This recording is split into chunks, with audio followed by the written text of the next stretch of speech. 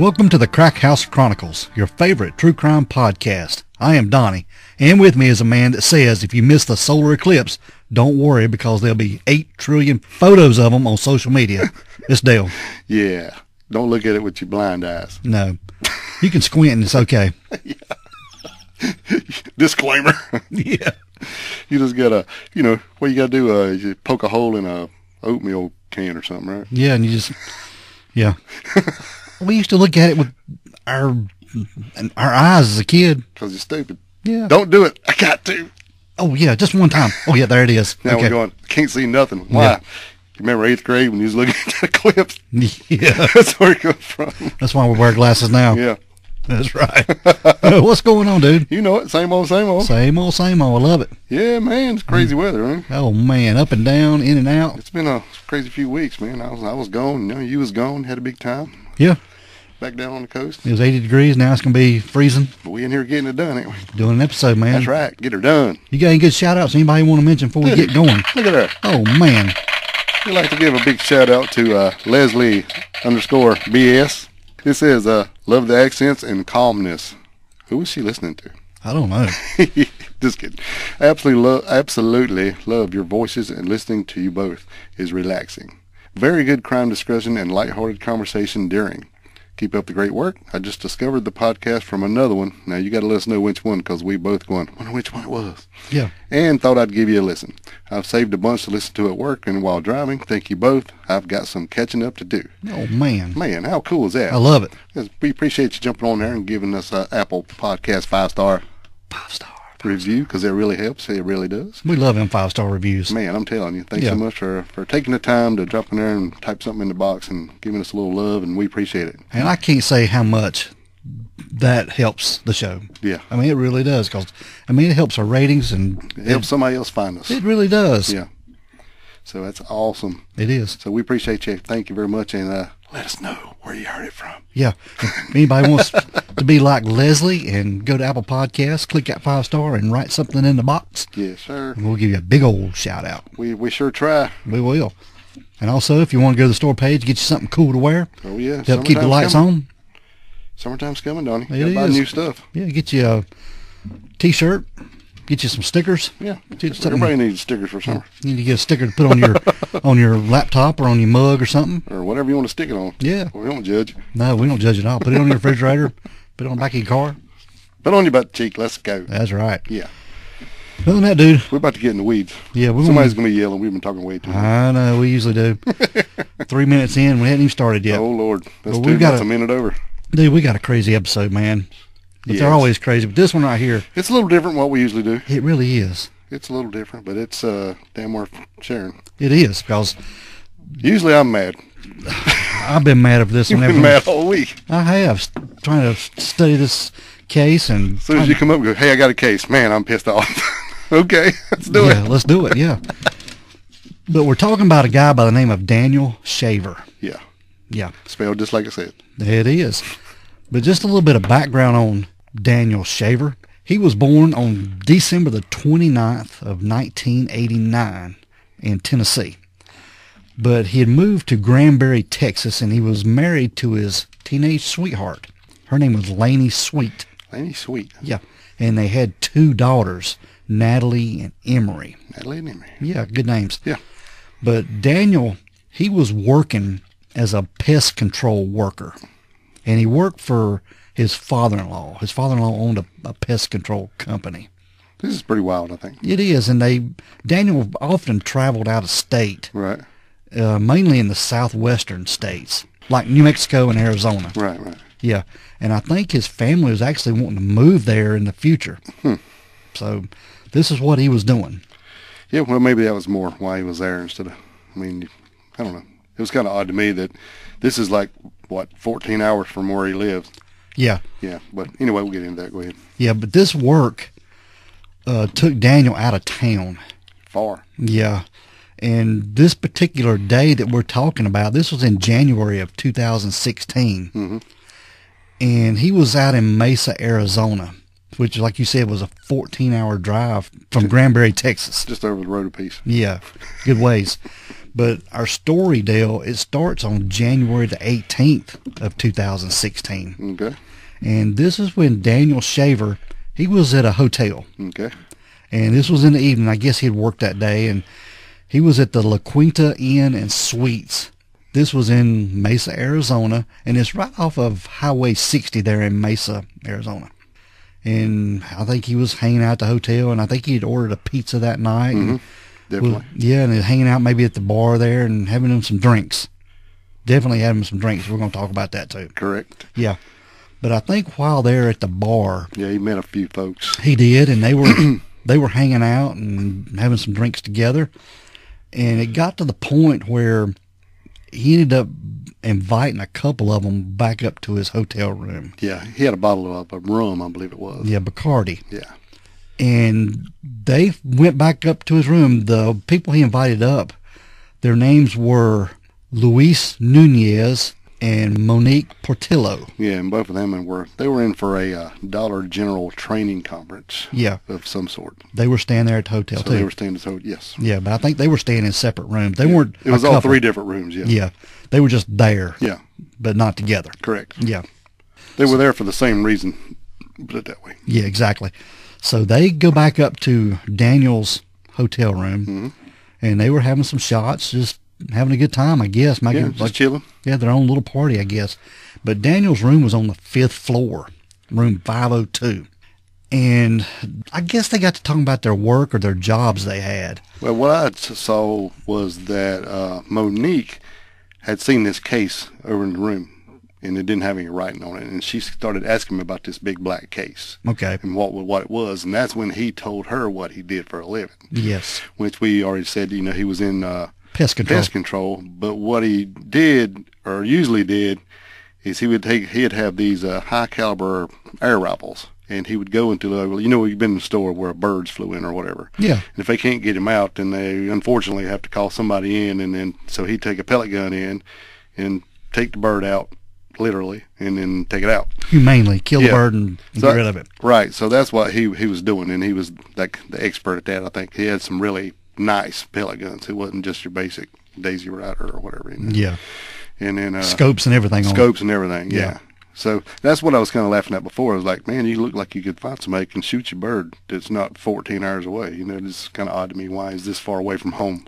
Well, he probably done all kinds of pest control, and he probably had the guns or the air rifles, but didn't want to leave them in his vehicle, so he had them in the hotel room. Well, that's true. I understand that, but I'm just thinking it's just a long way from home. But maybe if they were thinking about moving there later, they might be family there or something, and maybe they have some kind of contracts with local business or some kind of. Could have. Something like, we don't know. I'm all speculating. It was just weird to me why he's 14 hours away from home to go shoot a bird in the grocery store.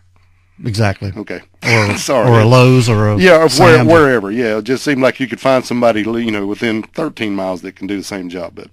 I don't know. Instead of 14 hours maybe it's away. Pretty rare. Yeah. Anyway, go ahead, and I'm sorry. So, but anyway, they were hanging out in the room, and like you said, she noticed this case. Mm-hmm. So Daniel got talking about what he did, and he pulled out one of the air rifles. He didn't show him. He was showing it to him, yeah.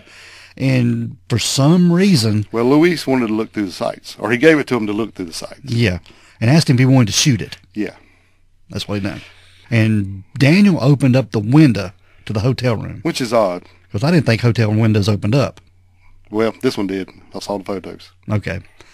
But Daniel had opened up the hotel window, and he was pointing the air rifle out the window. Yeah, so he could the guy could look at the sights. Because you can't do it in a room. You just want to look out and see how good they are. Exactly. Is what I'm getting from this. So I guess this is what Bacardi shots will do for you. Well, you just go like, check it out. My gun's really cool. Look at the sights. They're not thinking about nothing else. They're always hanging out in their own little party, like you said. Yeah. Now, the people who were sitting down at the pool seeing the guy pointing a rifle out the window didn't think it was a little party. They was getting a little concerned. Yeah, because this is what happened. Right. The people down there in the hot tub pool area, they saw this air rifle. They just saw the barrel coming out the window. Sticking out the window. Right. And they thought that... This is a little concerning, is what they thought. Somebody was going to be shooting somebody across the road or something. Yeah. Somebody's got a gun out the window for whatever reason. I get it. Yeah. Yeah. Oh, yeah, for sure. So they go to the hotel desk. Yes. And they tell the desk people there, the manager, that they see somebody out the window holding a rifle. Right. Yeah, they see the barrel coming out the window. Now, at this point in the story, Monique has already told them, you guys probably shouldn't be so close to the window. People might get the wrong idea. Exactly. So they already know this is a bad idea. Or they, well, sorry, we messed up. This is, 10 shots doesn't make me do this, or whatever, But, like I said, I really think that they were in their own little world, stuck it out, didn't even think about nothing, about nobody being there. All we're doing is looking through the sights. Yeah. So Luis, he gets a little weirded out from this. Yeah. And he leaves. He just gets a bad feeling. It's just, he does. Okay, I think I'm just going to go. Yeah, so he leaves. Yes. And he's out of the room, and for some reason, Monique hangs around. Yeah, well, I guess she wanted some more shots. Like whatever, they're just having a good time. Yeah. Yeah, Luis actually went to his car and left. He didn't just go to his room. Yeah, he left the property for some reason. Yeah, he drank some shots and drove around a little while. God, yeah, I didn't even think about that. Yeah. Yeah, but he did. That's what he done. Right, yeah, just now hit me then. Okay, go ahead. But watch out there. I know we're sort of laughing at this, but it's going to take a big turn. It's going to turn south here shortly. Yeah. After Luis left, it's about the same time. That's when the couple who saw the air rifle coming out the window, they were in the hotel lobby telling the manager what was going on. So the manager takes it upon themselves to call 911, Dale. Mm-hmm. And we've got that 911 call right here. All right. 911 emergency. Hi, I'm with the La Quinta at 6530 East Superstition Springs Boulevard. And a couple of the guests have come to me. I'm an employee here. They come to me and they told me that somebody's pointing a rifle outside of one of the windows in our building. Okay, and this is the 6530 East Superstition Springs Boulevard in Mesa? Yes, it is. Do we know what he's pointing it at? Do we know what he's pointing the gun at? We're not sure. They're saying 4th floor. Okay, one moment here. That blue one right there? That's, yeah, that's what I thought. 5th floor, that's going to be 502. Alright, yeah, I have the room number. Okay, is anybody injured at this time? Nobody's injured at the moment, no. We've got some scared people, but... Okay. What room number? We believe 502, but... Yeah, that's the room that he's staying in. Okay. Have you seen the person that's staying in that room? Have you seen the person that's staying in that room? Yeah, I'm going to double check the map right now to make sure that that's absolutely the room that we're thinking about. But I can get you their name right now. Okay, and what is their name? Hey, where's the map? Where's the map of the... You keep showing it to people to show them where to park. Yeah.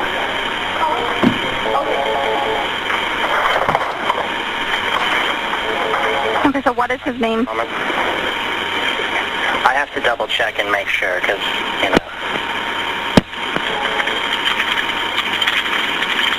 Yeah. That's definitely 502.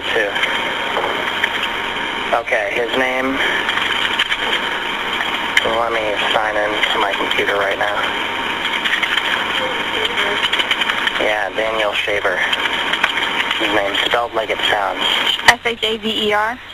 Yeah. Do we have a date of birth for him? No. Have you seen him at all? Have you seen him at all? Yeah, I've seen him today. Is he black, white, Hispanic, or native? He's white. He's a white male, ginger hair. Okay, hold on one second, officer. Hold on one second. Officers are asking me to confirm where 502 is in that building. Is it on the north or south side of the building? It's on the south end of the building, closest to the east side of it.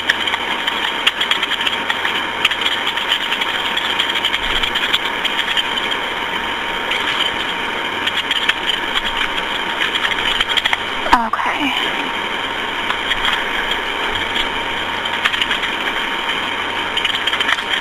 Okay, and you said he's a white male. About how old did you say he is? I'd put him in his late 20s and early 30s. Okay, what color shirt and pants? I'm sorry, you said you saw him earlier today, correct? Yes, I did. And what color shirt and pants was he wearing? Do you remember? He was wearing a black Tool shirt, like the band Tool. And what color pants? Blue jeans. About how tall would you say he is? I'd call him about 5'8". Do you see the officers there? In the area? Yes, I definitely do. Okay. Hey, I can help you find it. Is that the officer? Okay. Were you just speaking with an officer, sir? Yeah, I just was. Okay, I'll let you go then. Thank you. All right, Dale. Now, the police are showing up. They at the door. Yeah, now, a lady by the name of Leticia Jimenez, she was a front desk clerk there that worked there at the La Quinta Inn also. Okay. And she responded to the allegations of the gun being pointed out this window. And she went with the guest that had reported it outside to identify the room, you know, point to the window that the gun was pointed out of. Make sure it's the right one, I guess. And she knew this because, like we said, Daniel had ordered a pizza earlier and received that delivery earlier that night, so it was pretty much easy to pin down the room. And Leticia would go upstairs to the 5th floor to, I guess, to make sure everything was okay there, and paying a visit to Daniel's room, where she had later recalled seeing 2 men inside this room holding a gun. So she must have walked by the door while he was sitting there looking at the air rifle. Yes, and she would later say that it appeared to her that they might have been selling the gun. It might have been a gun trade or something. Well, it probably would, you know. Well, if you out of context, it's hard to tell what it'd be. It's just like 2 guys looking at a gun. Yeah. All right. Could be. It's kind of odd that she would see that then but not say anything about it. I know. Yeah, it is weird. Now, after the 911 call, the police show up to the hotel, Dale. Right. And they call up to the hotel room where Daniel's at, room 502. Right. And Monique is still in there. Remember, Luis has done left. Yeah, he's gone. Yeah. So when they call up there, they tell Daniel that he needs to come out of the room. Yeah, walk out in the hall. Walk out in the hall. Him and Monique or whoever's in the room. Yes. Yeah. Right. So they're like, okay, because they ain't got a clue at this point that nothing's wrong. Exactly. They have no idea that people's been at the pool. They have no idea people's been at the lobby. They have no idea that anybody's scared or that they have called the police. All they know is they get a call here. It says, please come out in the hall. That's right. So Daniel and Monique go out in the hallway. And damn. Yeah. Things go sideways right here. So when Daniel and Monique walk out of the hotel room, Dale, they see all these cops down at the end of the hallway. Yeah. Seeing from what we can gather, somewhere between 4 and 6 heavily armed police officers. We're talking like full SWAT. They're armed to the teeth. At least 2 of them carrying AR-15 rifles. I mean, it's just so you can tell that your heart would drop, right? I mean, you've been sitting here drinking, have your own little party all day, everything's good, and you come out in the hall. Okay, you walk out in the hall and you walk into this going, what in the hell is going on? Exactly. So we've got the body cam audio footage right here. Right. So, it kind of goes on for a few minutes, but we're going to play it. Maybe we'll pause it. Maybe we won't. Or should we just let it play through, or we're going to talk over it? But we'll decide as we go. Okay, yeah. We're going to start this clip right here, Dale. Okay. Stop right there! Stop! Stop! Get on the ground, both of you! Lay down on the ground! Lay down on the ground! Who else is in the room? Nobody. Nobody else is in the room? Nobody. Are you positive? Nobody. Absolutely positive. Okay. Since apparently we have a failure for you to comprehend simple instructions, I'm going to go over some of them again, okay? Can you both hear and understand me? Yes. All right. If you make a mistake, another mistake, there's a very severe possibility you're both going to get shot. Do you understand that? Yes. Yes. All right. So this kind of gets me, and I don't know. I really don't want to keep stopping it because I don't want to bug it. But as soon as they come out of the room, you can tell that they're shocked, and they start screaming at him and tell them to get on the ground. And then he goes, I can tell you can't comply. Well, hell, he ain't even had time to do anything. They hadn't asked them who they are or anything. No. He didn't. Not while we're here. Not who are you. Identify yourself. Are you Daniel Shaver? Nothing. Nothing. So it's just kind of weird right off the bat to me. It could have been other people coming out of another room. Right. Because it's the end of a hallway. It's in the hallway. Around the corner. Right. And right now, they are not real close together, but they ain't real close apart. I mean, real far apart either. No. But it's I don't know. But anyway, go ahead. I just wanted to say that because it's just kind of odd to me that right off the bat, he just starts chastising them and they have no clue what's going on. Okay. Yeah, we're going to keep going with this. Okay. Yes. All right. What? This is shut up. I'm not here to be tactful and diplomatic with you. You listen, you obey. For one thing, did I tell you to move, young man? Did I tell you to put both your hands on the top of your head and interlace your fingers?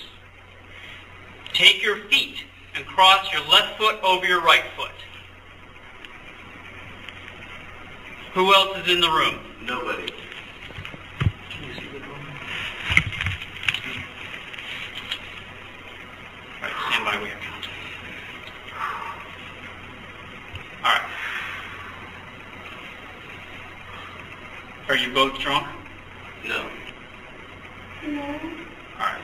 So you're not going to have any problems understanding anything that I tell you, right? Great. All right. He said he wasn't drunk right there, Yeah. but he's No, probably you're scared. not going to do anything but come towards us. He ain't going to admit it.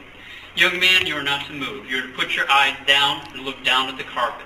You're to keep your fingers interlaced behind your head. You're to keep your feet crossed. If you move, we're going to consider that a threat, and we are going to deal with it, and you may not survive it. Do you understand me? Yes, sir. Young lady, shut up and listen. All right? You are to keep your feet crossed. Take both of your hands, put them flat in front of you.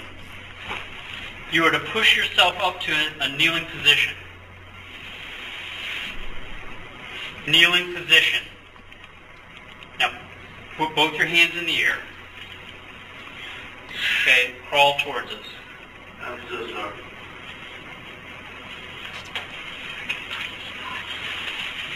Okay. Stop. Okay.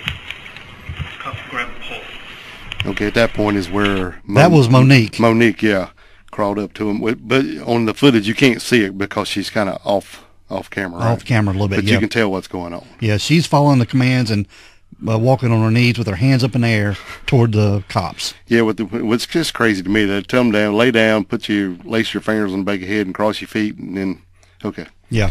And it just gets worse. And go ahead. All right, here we and go. he is awful damn trying to be big. Yeah, we're going to talk about this more later. Okay. Grab, pull. No, Rich, pull Pull. them this Rich, way. pull. Let me know when you're clear. Clear? No, you're not clear. You have a frister yet. He goes the wrong way. You're not. You'll be in the same thing and figure out exactly what's going on, okay? Just be cool and we'll be done. Okay, when you're done with that, lay her flat.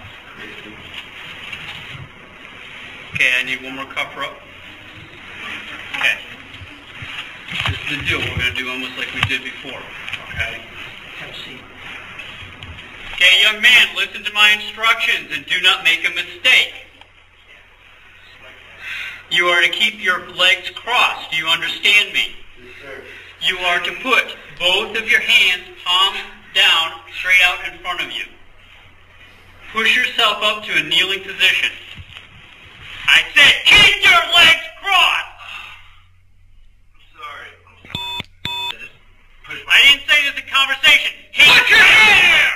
Hands up in the air! Okay, at that point right there, Daniel puts his hands behind his back. He lowers his hands and then puts his hands behind his back. Right, because I think he thinks that's what they want him to do. But the thing is weird because they want him, and he's a bigger guy. But he crosses his feet or whatever, and then puts his hand in and pushes up like he's doing like a back bend up onto his knees, like, and then he loses his balance, and that's when he screams at him because his feet come uncrossed when he lost his balance. Yes. And that's why he screams at me, I'm sorry, I'm sorry, I'm sorry. He puts them back, and when he fixes his feet back, he puts his hands behind his back like you would be handcuffed. Yeah. That's what he does. Uh-huh. Okay, right. And that's when he starts screaming at him again. All right. Say this in conversation. Hands in the air! Hands up in the air! You do that again, we're shooting you. Do you understand? Do not shoot me. Then listen to my instructions. I'm trying to do what you... Don't talk! Listen! Hands straight up in the air. Do not put your hands down for any reason. You think you're going to fall, you better fall on your face. Your hands go back into small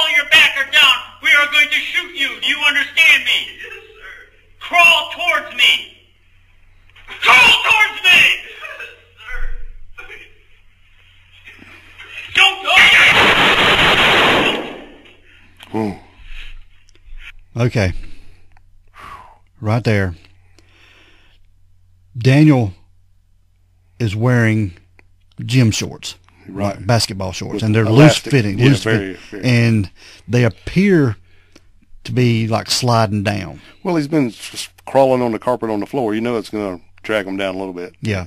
And then he's trying to do what they ask him, but he's telling him to put his hands up in the air, and then he tells him to crawl. He don't say walk on your knees, which would have been a better term. He tells him to crawl. So therefore, he puts his hands back on like a baby or whatever, crawling. Yeah. And he starts crawling. When he does, he can feel his pants are coming down. And like I said, you can tell it's totally, well, I shouldn't say that. And when he does that, it's just like, I guess like an involuntary move where he just goes to pull his pants up, you know, because you always just want to hike your pants up if you feel them going down. Yeah. And that's all he did. He reached around and started to hike his pants up, and they shot him. They shot him 5 times. 5 times. Now, they said there was or somewhere between 4 and 6 officers there. At least 2 of them had ARs, but only 1 police officer shot. The same one shot 5 times Yes. in less than a second. Yeah. Hitting him all 5 times. Yeah. All right. We're going to finish this clip. Yeah, okay. Get up on him. Okay, hold on him. One with me.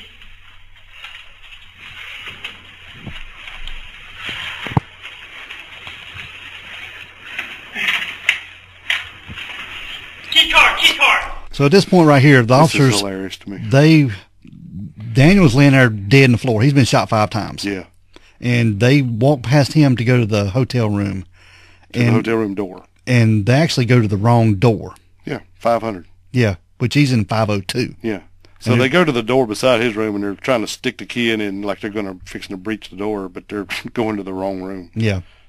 So anyway, that's pretty much the end of that clip. They can't get in the right door. So I assume after the clip was off, they probably did, I guess, eventually get in there. But Yeah. I was like, look at this. He's such a badass, but he goes in the wrong room. Yeah. I just don't understand this at all. But Daniel was telling the men, or the officers, please don't shoot me. Please. And he's crying. Several times, yeah. Yes. And he's laying there on the floor, man. He's on his knees. And you can look at this 2 different ways. And I told you this earlier. The one time when he puts his hands to his back, what do they think? Maybe he's got a gun in his back of his pants. But he's already been laying on his stomach for all this time. I ain't going to say you can tell, but I don't know. But then the next time he goes like he's to pull his pants up, do they think he's going back to what he was trying to get before? Is that their mentality? Did this guy have him so damn hyped up that he just start pulling the damn trigger because he done said 10 times that we're going to kill you right off the bat? I mean, you can't make a mistake. Don't make a mistake. We're going to shoot you. I mean, and he's already drunk. Well, let's break this part down right here. Yeah, let's break it. The officer giving these ridiculous commands Is not the shooter. Yes. Okay. The man giving the officer giving the commands, his name is Sergeant Charles Langley. Yeah. And he's been with the police force for several years. And he's the one in charge. Oh, he let you know that. But now the one that done the shooting, his name is Officer Philip Brailsford. He had been with the department for about 2 years. Right. And he was armed with a semi-automatic AR-15. Yeah. That's what took Daniel down. Yeah. But Daniel, he was shot 5 times. He was shot to the face, the back of the head, in his back, in his chest, and in his knee. That fast. Yeah. And like I said, Yeah, and all this camera footage comes from the shooter's point of view. yes. And this, like I said, this body cam footage is available on YouTube if you want to watch it. It is. Unedited. And also, there were no paramedics or EMS called to the scene. No, they said he was dead right off the bat, so they didn't call anybody. I know. You know, and I'm thinking, what did they call him here for, Don? Was it a little bitty handgun? It was a damn rifle, right? Yeah. Do you think he's got a rifle in his damn pocket? No. They were called there because 2 people saw a gun being, A rifle. or yeah, some kind of rifle being pointed out the window of a hotel barrel. room. At least a barrel of a long gun. Yeah. Yes. But now, to the officer's credit, they didn't know what else he could have had. That's true. They But don't they know. also had him laying in the floor right there. When they got to Monique, he was laying there on the floor, face down, with his hands behind his head. They could have went right there and got him too. They could have cuffed him and he'd been secure. Now, only thing I heard in going through all this, was they were possibly afraid to go closer because somebody was in the room they could shoot the rifle through the wall. Because where Daniel was knelt down at, there was a corner right there for his room door, Yeah. and they could have been right there. But, you know what? That theory to me goes out the window when they go try to open the wrong damn door. Yeah. Sorry.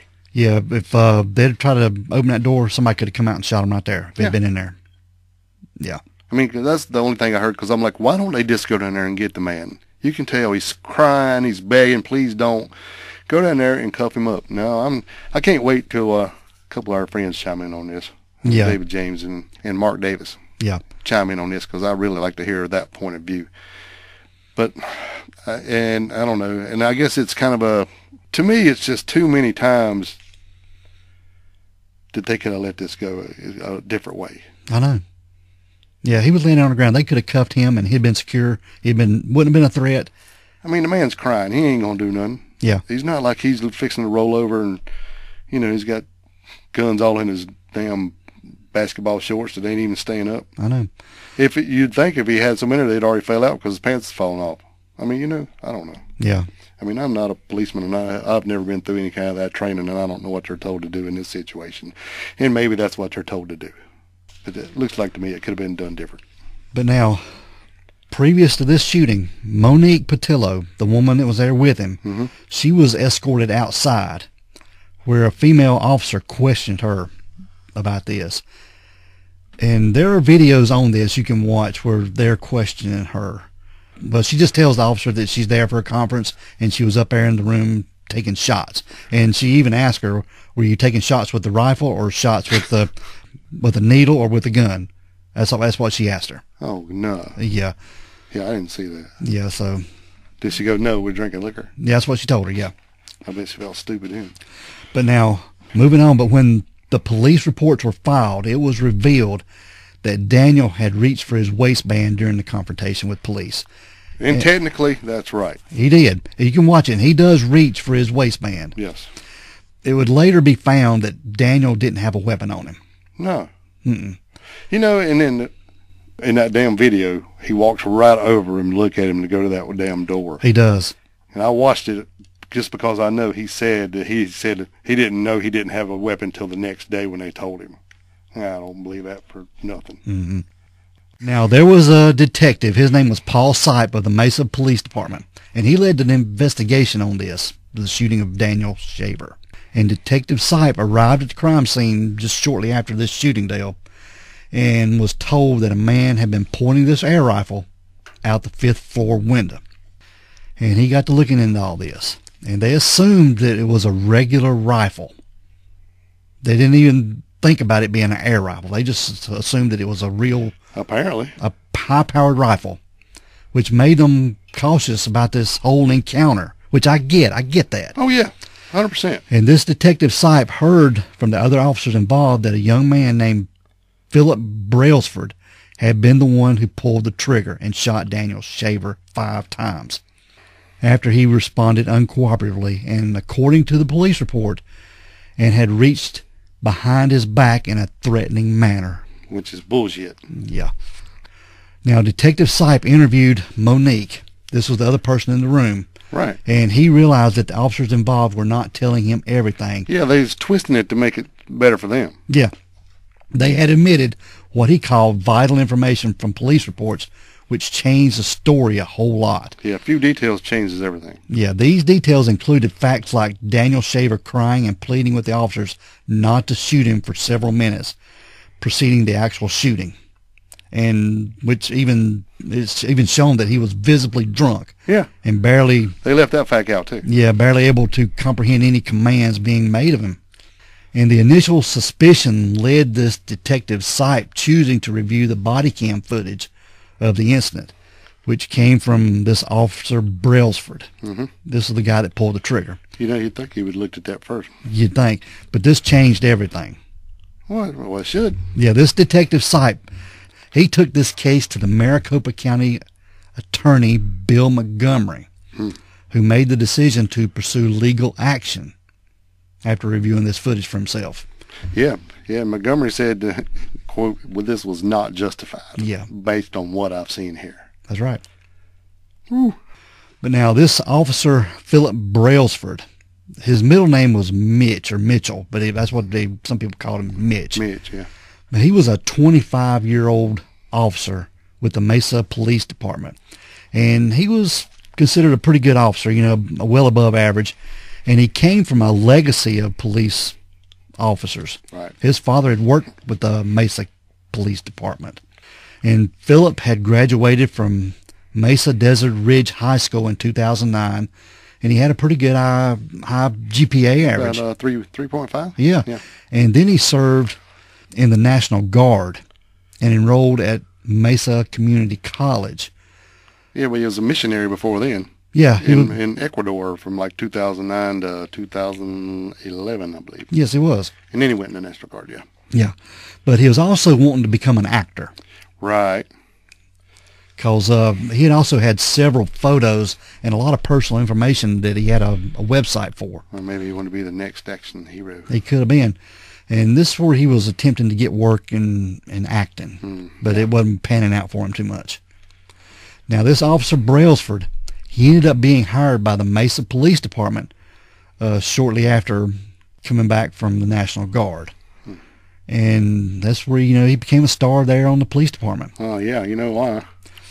And he would lead the squad in monthly arrest and traffic stops. Mm-hmm.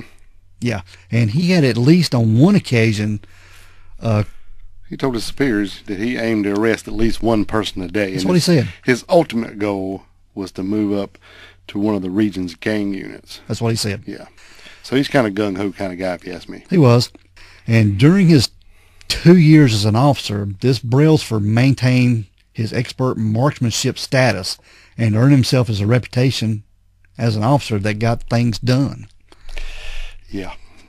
Now in 2015, just going back a little bit. Back a year. Yeah, this officer Brailsford, he was investigated for body slamming a teenager during an arrest at a gas station in 2015. Yeah. And TMZ, they were able to cover this cell phone footage. Yeah, they got the cell phone footage from somebody. Yeah. Which shows Officer Brailsford put a teenage suspect in a headlock, spin him around, and slam him to the ground with his body weight. Oh, why he's already handcuffed? Yes. Yeah, buddy. Yes, he did. Well, what's he going to do? Yeah. You didn't handcuff him and body slammed him. You got him secure. I think he can calm down now. I think you the one needs to calm down. But Brailsford, he was investigated on this by the Internal Affairs for inappropriate force. Yeah. But he was cleared of all this wrongdoing, of, I guess, excessive force. Yeah. Now, at the time of Daniel Shaver's shooting in 2016, this Philip Brailsford had been working for Mesa the Police Department for about 2 years, like we said. Right. And it was approximately 2 months after the shooting, this was in March of 2016, he would be charged with second-degree murder. But instead of being arrested, he was given a summons to appear in court, where he ultimately pled not guilty. Right. And if found to have acted irrationally or irresponsible, he would be facing at least 25 years in prison, as well as additional time for separate charges for reckless manslaughter. Right. Yeah, but he didn't have to go sit in jail and wait. They just told him to come on back. Yeah. Because it's like, well, he's not going to run. And also, Officer Brailsford was the first Maricopa County officer to be criminally charged for an on-duty shooting since 2010. This was when Richard Chrisman was charged and was later convicted of manslaughter and assault. Okay. Yeah. That was 6 years before. Yes, that's right. But later on, in March the 21st of 2016, this Philip Brailsford would be fired by the Mesa Police Department, who cited several policy violations to terminate his employment. Yeah, he had a few. Yeah. Including engraving the words, "You're fucked," on the side of his rifle dust cover. He did. Yeah.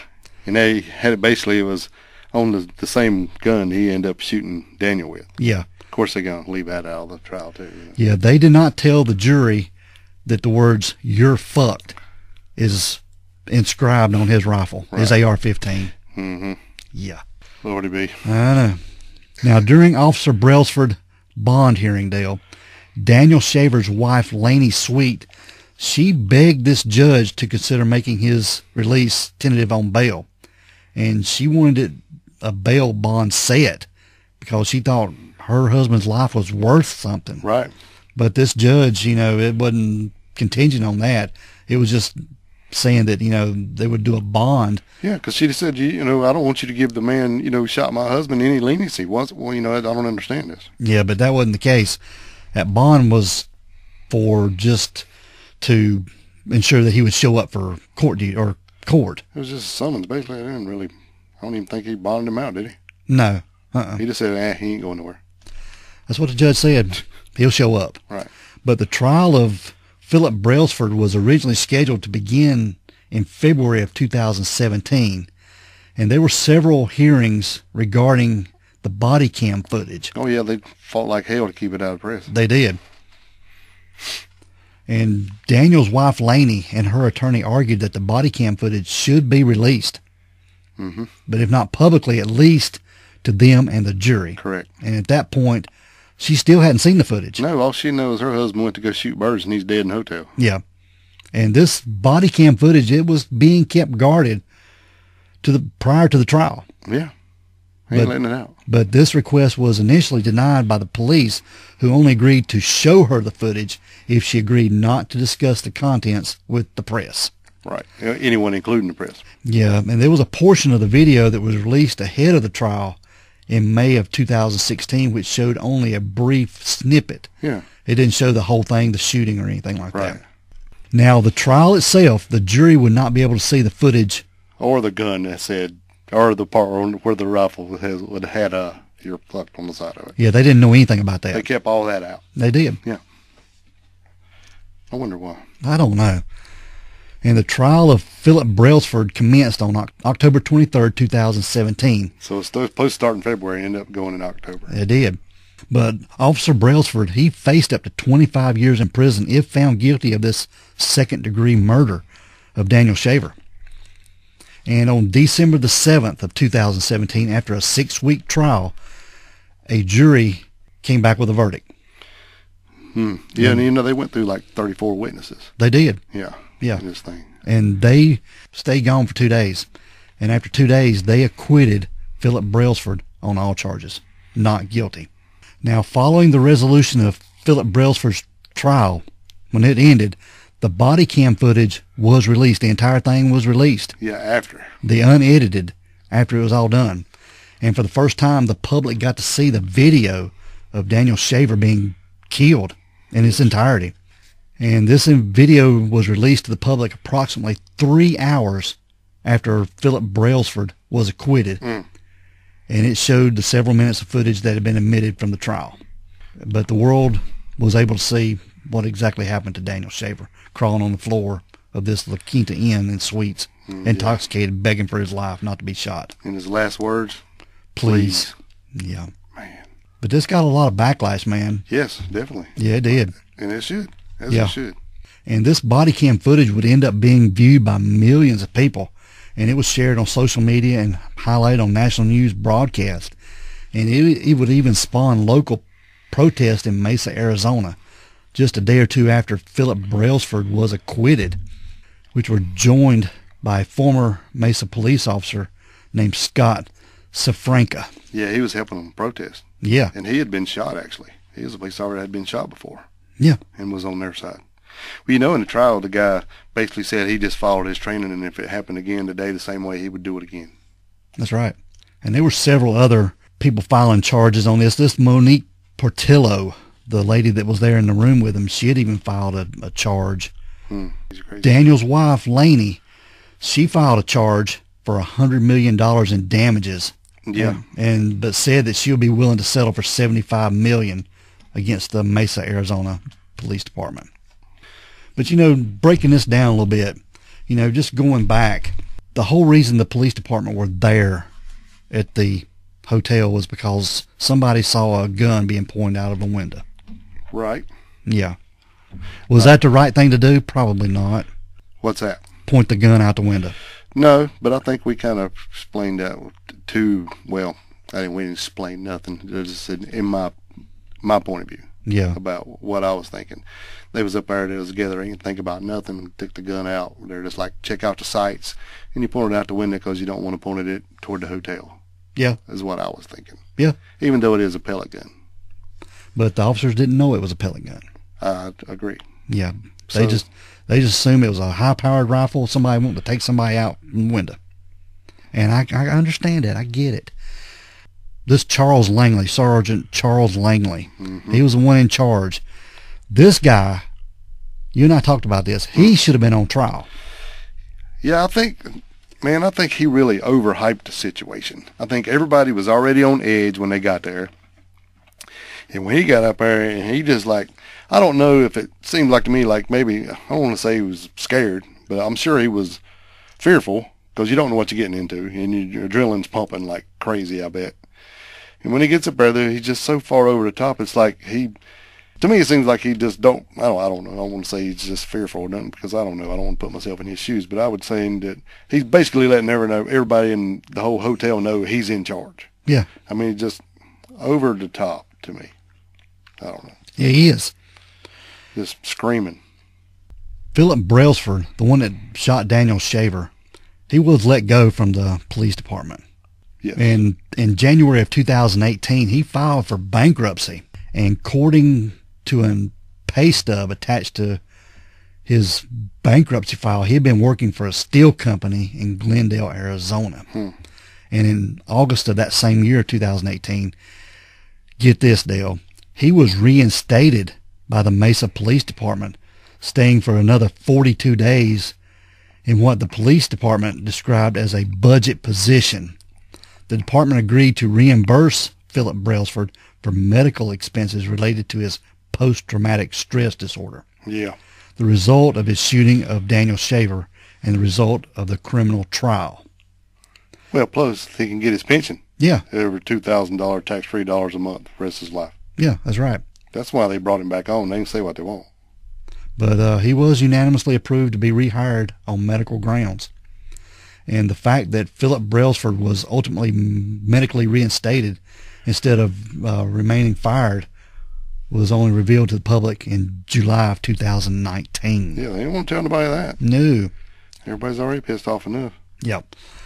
Now, moving up to 2021, Shaver's parents settled with the city for $1.5 million. And so there was two different civil suits. Yes. Yeah. And Daniel Shaver's wife, Laney Sweet, she was originally seeking that $100 million, then was willing to settle for $75 million.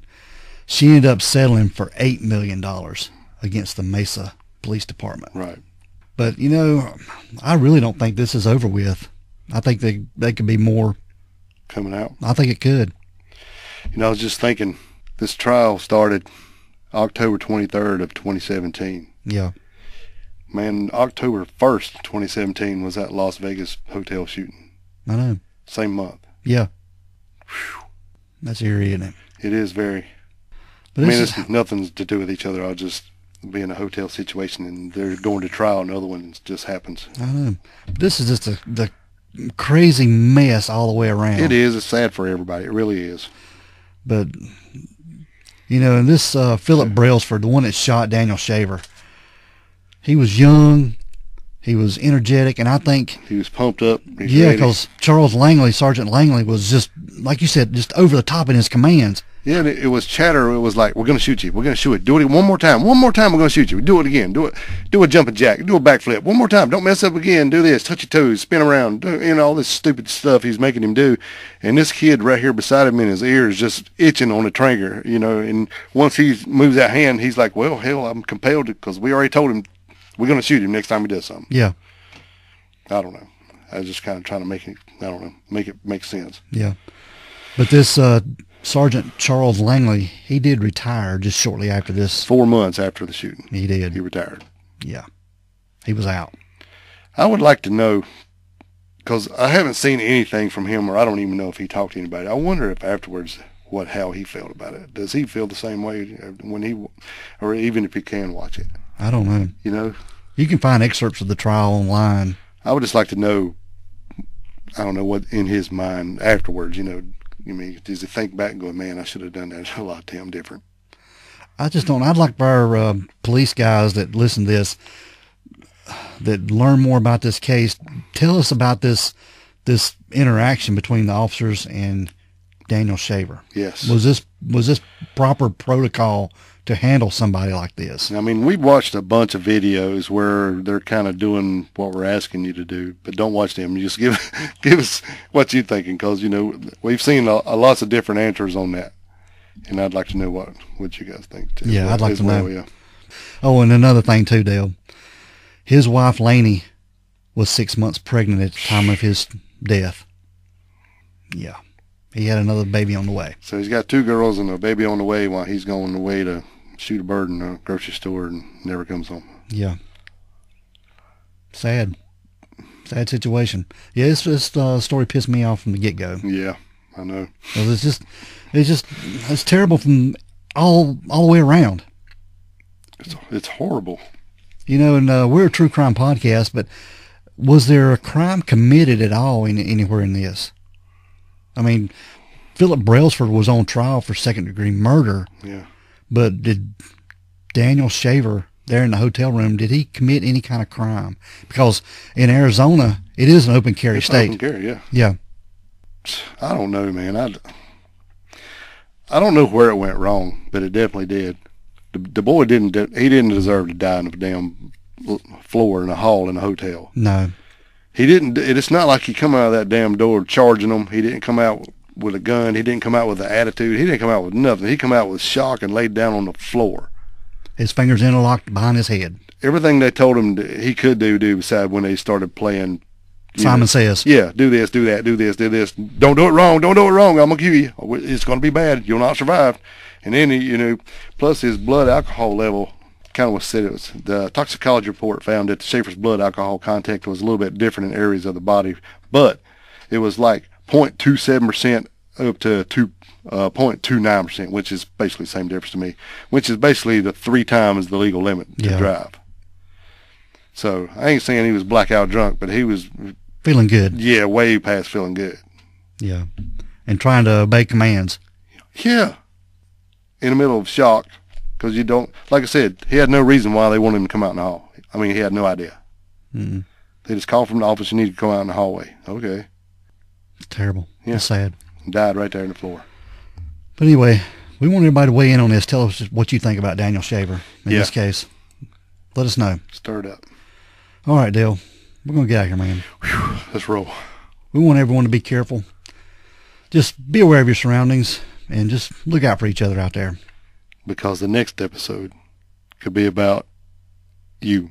This is the Crack House Chronicles.